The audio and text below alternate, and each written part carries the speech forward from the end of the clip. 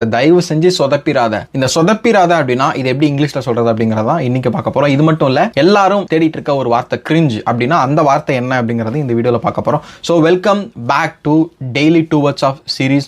So don't mess it up அப்படின்னா இதை சொதப்பிராத அப்படின்னு அர்த்தம். மெஸ் இட் அப் அப்படின்னா அதை சொதப்பிரு அப்படின்னு அர்த்தம். ஓகே, நான் ஒரு 2 சென்டென்ஸ் மேக் பண்ணி பாருங்க. Our plans are very perfect, so don't mess it up by being late. Okay, second sentence சொல்லணும் அப்படின்னா the instructions are very clear, so don't mess it up.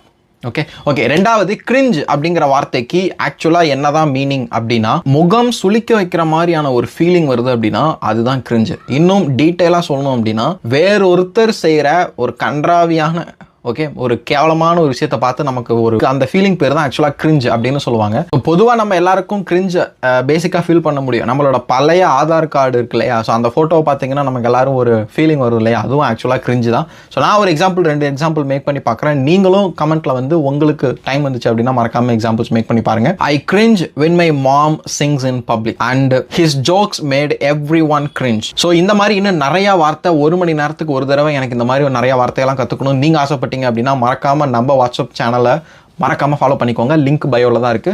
And thank you so much. நாளைக்கு மறுபடியும் 2 வார்த்தையோட உங்களை meet பண்றேன். பாய்.